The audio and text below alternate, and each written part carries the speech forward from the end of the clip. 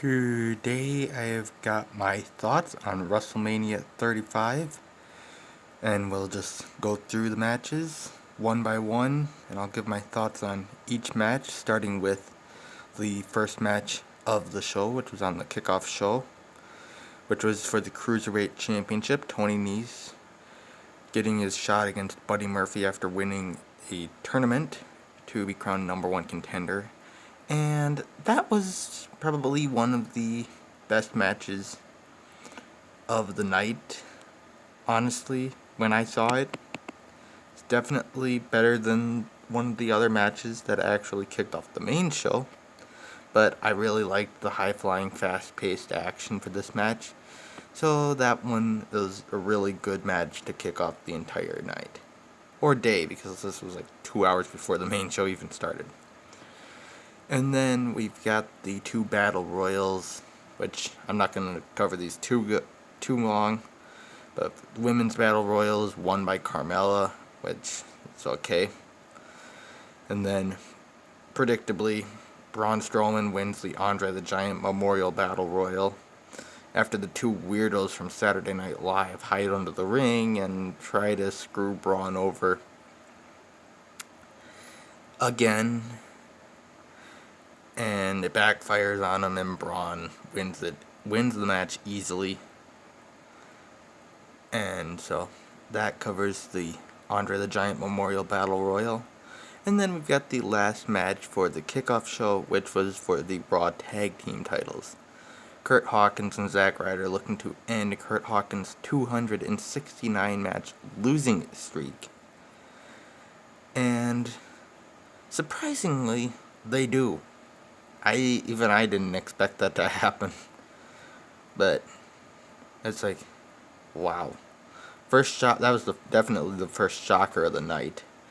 And then you had Brock Lesnar defending against Seth Rollins. I, at all means, thought that Rollins would lose this match to Lesnar, because it was heard that Lesnar had signed another short-term deal to wrestle for their Saudi Arabia show in June. So I was expecting he wouldn't be losing the title until then. But surprisingly, he lost it in 3 minutes. Yeah, 3 minutes, which was complete shock.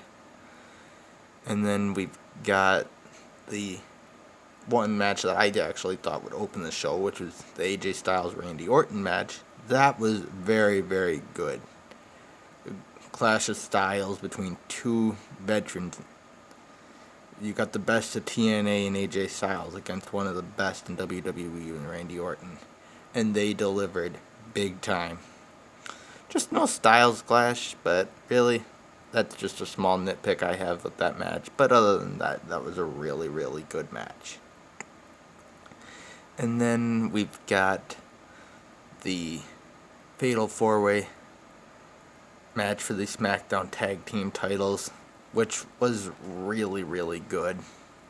I did like how that one worked. And the Usos retained their titles, which was kind of predictable. I didn't want Rusev and Nakamura to win. I didn't care for Sheamus and Cesaro winning again. And it was way too early for Black and Ricochet to win the titles, even if they were going to stay as a tag team. So pretty much the only possible outcome to the match was the Usos winning, which they did. And I really liked the fast-paced, high-flying action they gave in that match. And then we've got the Falls Count Anywhere match between Shane McMahon and The Miz, which was absolutely all over the place in the arena, with one crazy ending. A superplex from this platform that was out in the crowd, and unfortunately it backfires on Miz, and Shane lands on top of him, Falls Count Anywhere, so Shane gets the pinfall after they basically both knocked each other out from the fall. So I don't know if that rivalry is going to continue or not, but that was still probably one of the best moments of the show. And then we've got the Roman Reigns Drew McIntyre match, which was nothing too special, just two big guys beating the crap out of each other and kind of predictable Roman Reigns with the win for that match, which was okay. I honestly wanted McIntyre to win that, but I thought that was a decent match. Not one of the better matches on the card. And then we've got the U.S. title match, which was basically just a squash match for Rey Mysterio. Unfortunately, didn't win the match and become a Grand Slam champion. That was saved for another superstar, which we'll get on later on in this video. So Rey gets basically squashed in like 5 minutes by Samoa Joe, which was okay, I guess. It wasn't perfect, but they needed one heel to come out on top at WrestleMania. But then we've got Demon Balor versus Bobby Lashley Intercontinental title match. That was a very good match to see. And Balor wins it in not too surprising fashion. So that was kind of nice. Becomes a 2-time Intercontinental Champion, and hopefully this ends the rivalry with Bobby Lashley for good. I'm sick of that rivalry. And then we had just a little thing with Elias. And John Cena comes out in his Dr. Thugonomics attire, raps a couple insults at Elias, lays him out with the AA. Oh man, that was probably one of the best non-wrestling match moments of the night. And then we've got the WWE Championship match, the No Holds Barred match, and the main event remaining. And the No Holds Barred match between Triple H and Batista, which Triple H won, surprisingly, was extremely physical. Even though they only broke one table in that whole match. That's even one more than NXT TakeOver the 2 nights before. So that was still very, very good to see.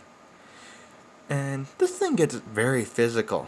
Triple H takes pliers and literally rips the nose ring out of Batista's nose. Yeah.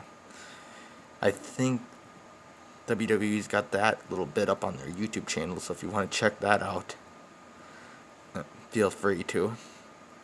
But that was probably the big point of that match, and Triple H wins that match with a little help from Ric Flair, which was nice to see because Batista had attacked Flair on his 70th birthday, so it made sense for Flair to help Triple H win. And Shawn Michaels was on commentary for that match. And then we've got Kofi Kingston versus Daniel Bryan, which was probably my favorite match of the night. And Kofi finally wins the big one. Let's hope he doesn't get screwed out of the title now. And he actually gets to hold it for at least a month. Not like Balor had with his injury when he first won the Universal Championship back in 2016. And then we've got the Triple Threat Women's match for the main event. Becky Lynch walks out with both titles, which was kind of predictable, but still very, very nice to see. The only thing I have for a nitpick on this match is the fact that we didn't get a stare down between both teams of the 4 horsewomen, between Ronda Rousey, Shayna Baszler, Jessamine Duke, and Marina Shafir, staring down with Charlotte, Becky, and the former women's tag team champions Sasha Banks and Bayley, which Bayley and Sasha lost the tag team titles to Peyton Royce and Billie Kay of the Iconics in kind of a lackluster fatal 4-way, even though the ending was pretty good. Beth Phoenix hits a glam slam from the middle rope and basically puts Bayley to sleep, allowing Billie Kay to get the win and have the Iconics walk out with the women's tag team titles. So that was probably the only good thing about that match. And then for the main event, back to that, the ending felt rushed, and technically Ronda Rousey should have still been Raw Women's Champion, and the match should have actually still been going on because the ref didn't see Ronda's shoulder up when they botched the ending of the match, but Becky Lynch is now unified women's champion, which is really awesome to see. So that is a quick rundown of all the matches for WrestleMania 35 and my thoughts on each match. So you guys can tell me your thoughts on this video in the comments section below, and just like and subscribe for more, because I will do more in the future.